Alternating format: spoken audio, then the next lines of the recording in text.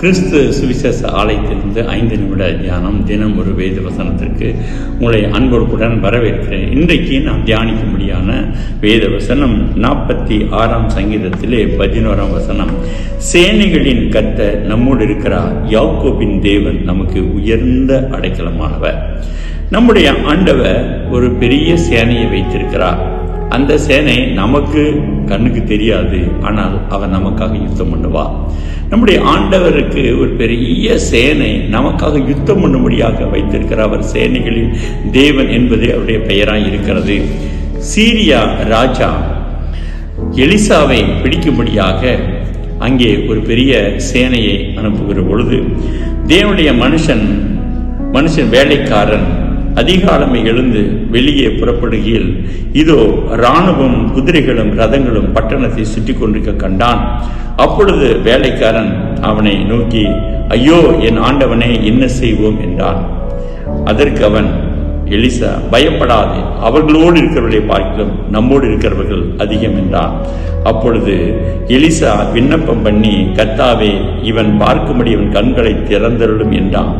உடனே கர்த்தர் அந்த வேலைக்காரன் கண்களை திறந்தார். இதோ எலிசாவை சுற்றிலும் அக்கினிமயமான குதிரைகளும் ரதங்களும் அந்த மலை நிறைந்திருக்கிறதையும் அவன் கண்டான். அவர்கள் அவனிடத்தில் வருகையில் எலிசா கர்த்தரை நோக்கி விண்ணப்பம் பண்ணி, இந்த ஜனங்களுக்கு கண்மயக்கம் உண்டாகும்படி செய்யும் என்றான். எலிசாவினுடைய வார்த்தையின்படியே அவர்களுக்கு கண்மயக்கம் உண்டாகும்படி செய்தார் என்று 2 ராஜாக்கள் 6ஆம் அதிகாரம் 17-18 வசனங்களில் நாம் பார்க்கிறோம். அப்ப நம்முடைய ஆண்டவர் நமக்கு அரணாக இருக்கிறார், கோட்டையாக இருக்கிறார், நம்மை பாதுகாக்கிறவராய் இருக்கிறார். ஆனால் அது கண்களுக்கு புலப்படாததாய், தெரியாததாய் காணப்படுகிறது.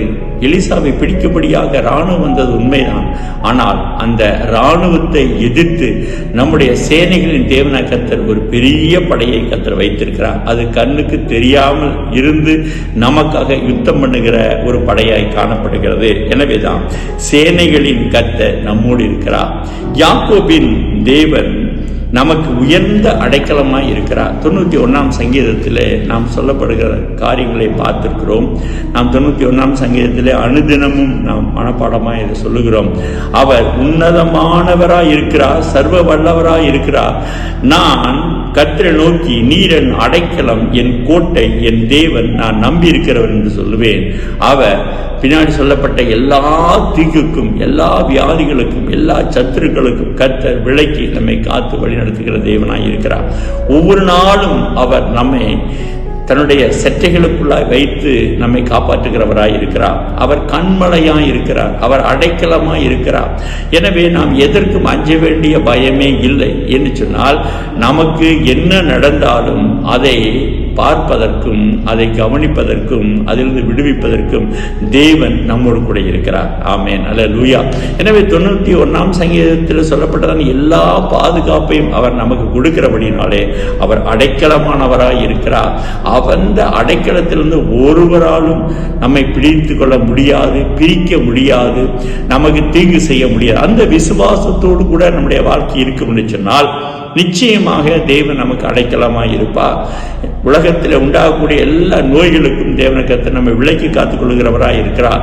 அதனாலதான் சொல்லுகிற போது அவர் சொல்லுகிறார், எகிப்தின் வியாதிகள் ஒன்றும் உலகத்தில் வருவது இல்லை என்று கர்த்தர் நமக்கு வாக்குறுதி கொடுத்திருக்கிறார். எனவே நாம் கர்த்தரை நாம் உண்மையாய் நேசிக்க வேண்டும், உண்மையாய் வார்த்தைகளை படிக்க வேண்டும், உண்மையாய் அவருக்கு நாம் ஜீவிப்போம் என்று சொன்னால் கர்த்தர் நமக்கு அடைக்கலமாக, கோட்டையாக இருக்கிறார்.